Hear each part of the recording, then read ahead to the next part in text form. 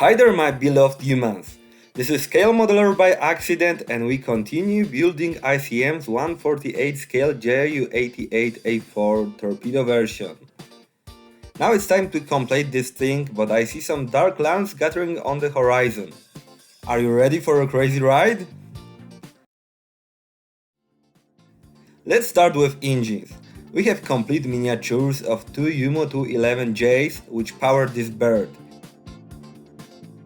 Engines are nicely detailed and there's no reason to complain about them. Of course, we can upgrade them or use some aftermarket ones. I decided to add some wires and pipes of 0.25 and 0.8mm copper wire. Still, I didn't know how much visible engines will be, especially when we add their mounts and exhaust, so I decided not to go crazy with details. The landing gear is well designed, and if we follow the instruction, no problems should appear. Yes, if we follow the instructions.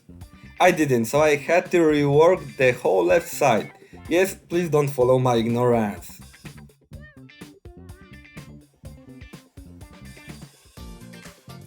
The coolest thing with the landing gear is that we can't go wrong with alignment, no matter how hard we would have been trying. This part of the kit is idiot-proof, unless you follow the instruction and wait until the video ends. Believe me, it's worth this.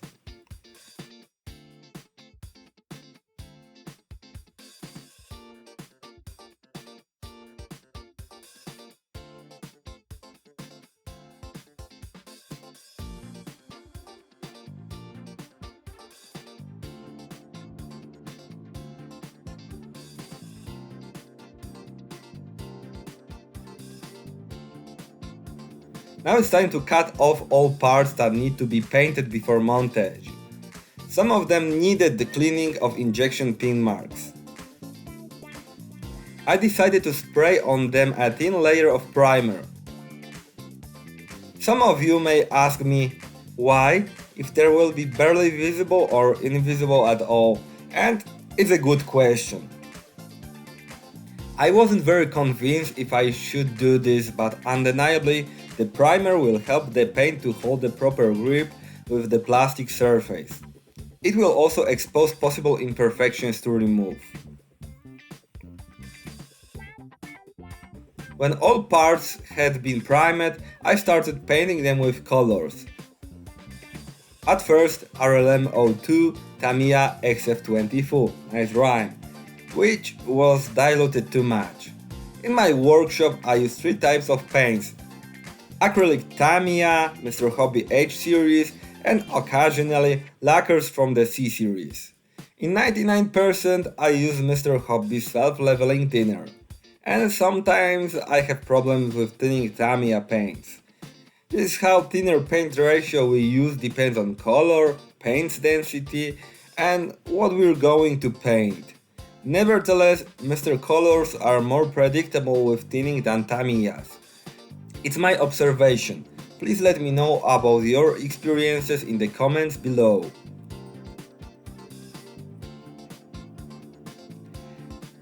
Exhaust and engines were painted with XF85 rubber black.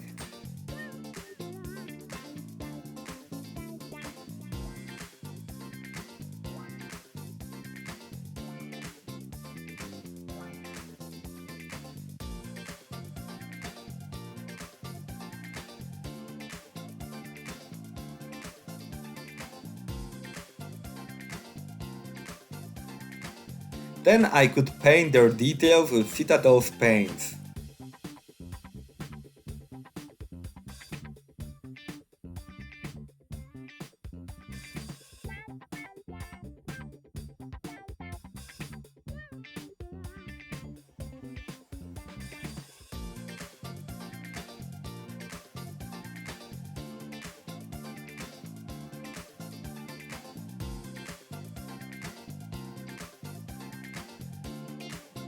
To fake heat stains I used XF6 orange and X13 metallic blue, which were softly tapped and rubbed on the surface.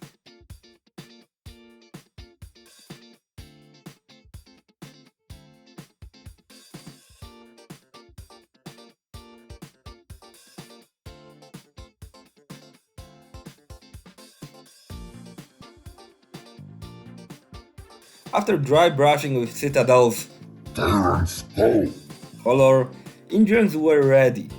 It's not the top of detailing, but enough for this project.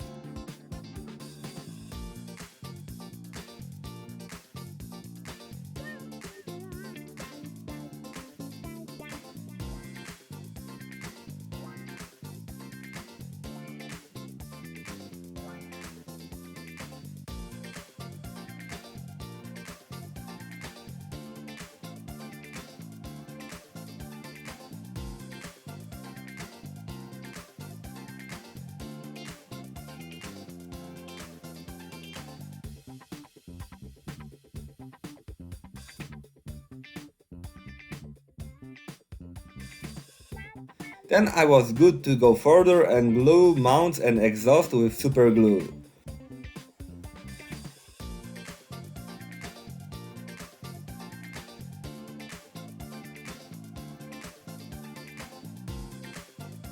When you work with this kit, it's very important to put more attention on attaching engines with frames to firewalls.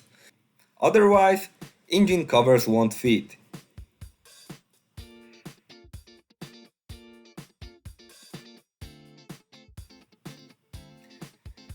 These innocent frames show a nice moment before the hardest part of the build, so enjoy them!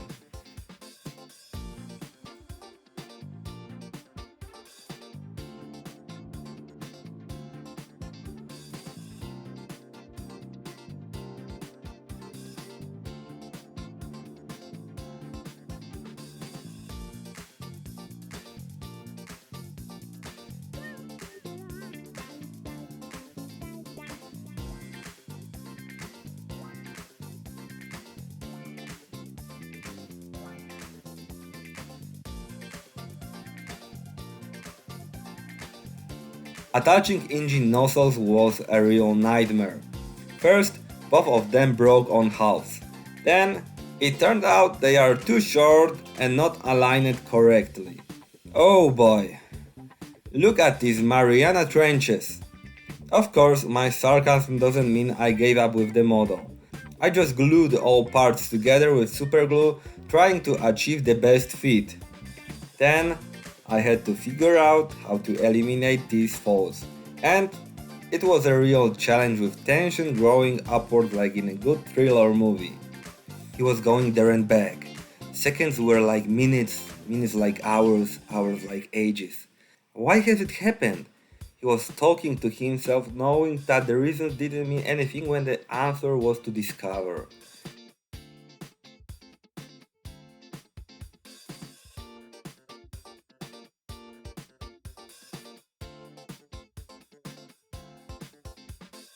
Then, a single blink, a pale ray of the illumination. Eureka! Eureka! Why hadn't I come up with this idea earlier? And who the hell is Eureka? Never mind, let's back to work. At first, tools. Tamiya epoxy putty with smooth finish. Then classic white putty and Vamos washable acrylic one. Nice stuff for filling Mariana trenches. The Tamiya epoxy putty is comprised of two components. They need to be mixed in the same ratios. So I rolled them into a sausage and started playing a plumber. For those interested in my professional background, I'm not a plumber.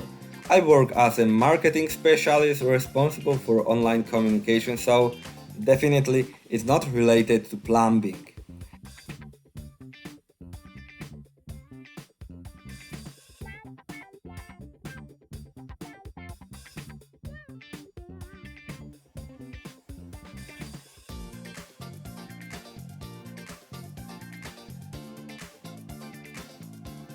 This putty is genial.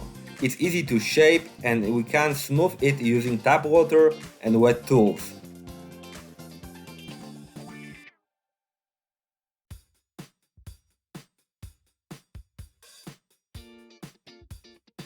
As you see, these holes were enormous. I had to use 4 sausages of this putty, which was about the 6th part of the box.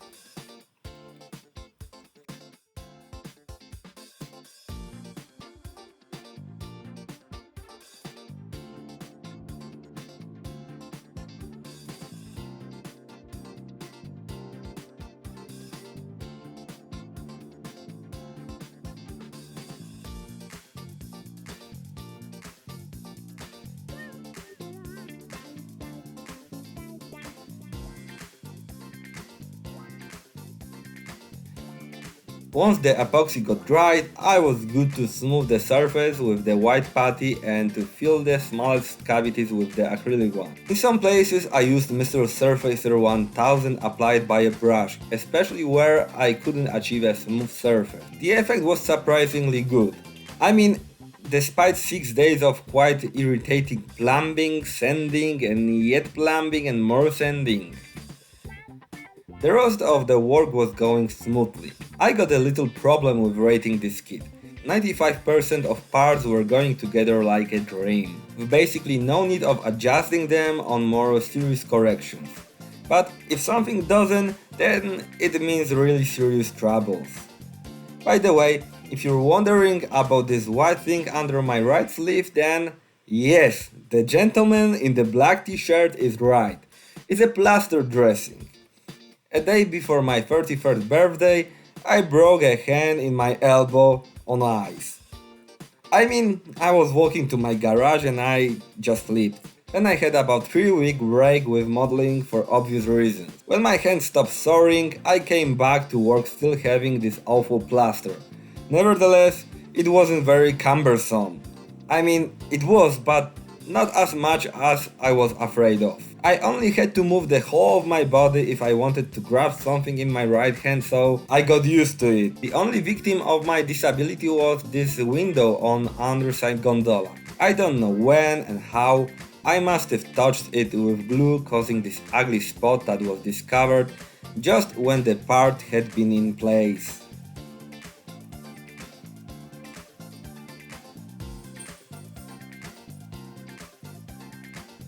Clear parts were carefully glued into their places with beautiful fitting.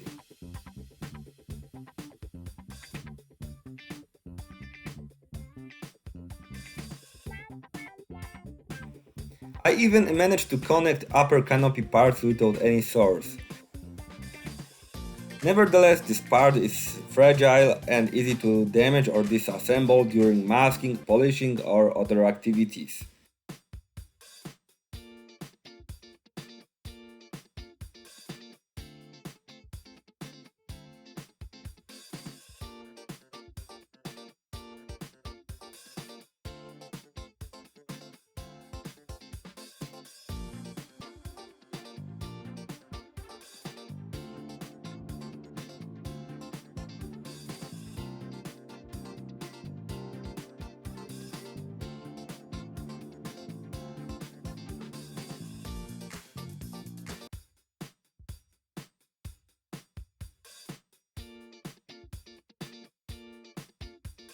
I was good to start masking clear parts. The Montex set has masks for both external and, I don't know why, internal parts. It could have made any sense if the canopy was opened like in fighters, but here nobody will see internal framing. I hope this mask set would fit the model without any problems. If you watched my inbox review, you might have remembered that this set is dedicated to Rebel's kit.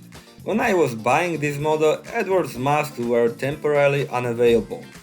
But I thought if they are dedicated to the Ju88 A4 version, they should fit any kit because, as its logic, the version was the same. But Rebel's kit must have different framing because Montex masks were much different in shape and size. The milk has spilled and I had to order Edward's set dedicated to ICM's kit, losing 2 days of waiting. I don't want to say Montex products are rubbish because I was working several times with their mask before, not facing any problems.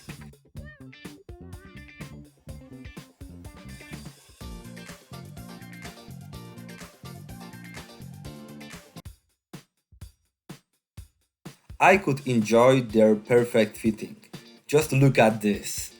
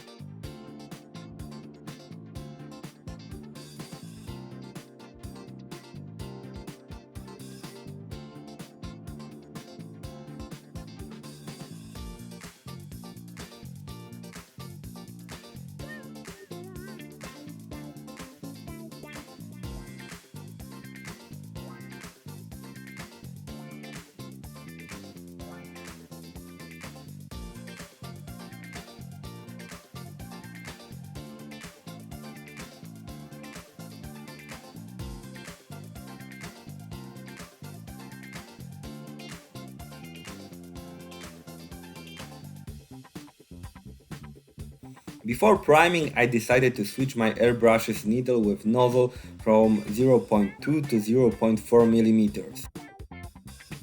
A bigger nozzle will help me painting large surfaces with fewer paint layers. My airbrush is Harden and Steinbeck Ultra, which I own over 2 years. It's a solid and reliable gear, very easy to maintain clear. Of course, there are plenty of better airbrushes, but at this stage, the Ultra is 99% what I need, especially with two types of nozzles and a big paint cap.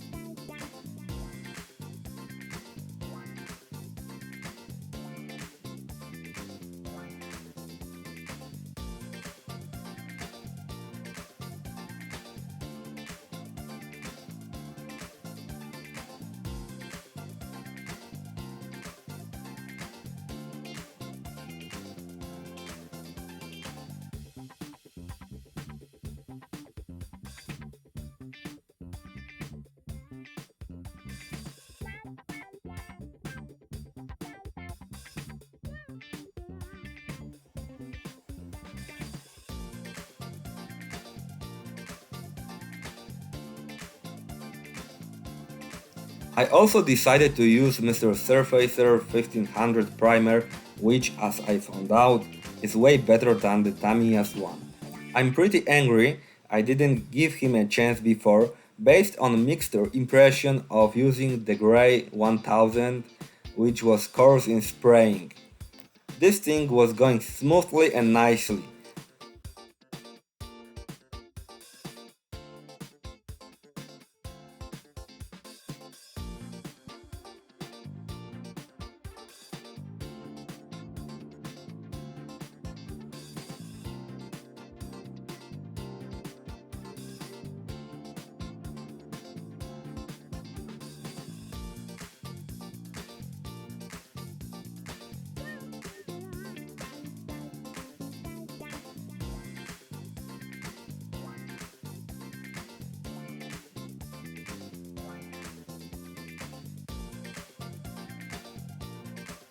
I only had to lightly polish the model surface with sanding paper 2000 in a couple of places and repeat spraying the primer.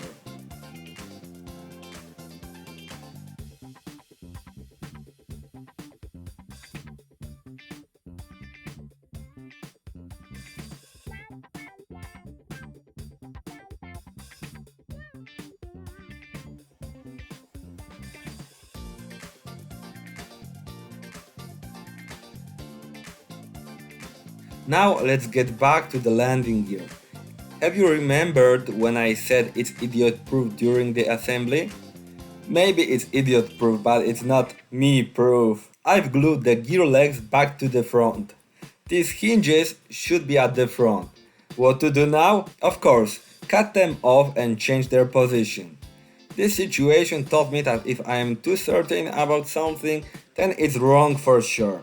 Fortunately, everything went fine and no problems appeared with this little surgery.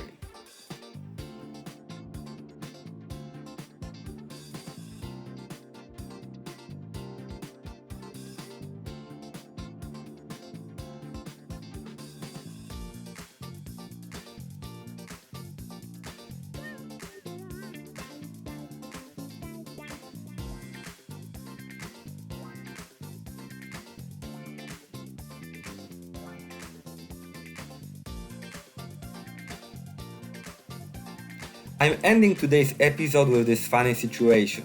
The model is ready to paint. Please subscribe to my channel and hit the bell icon next to the subscription button to be alerted when I publish the next episode.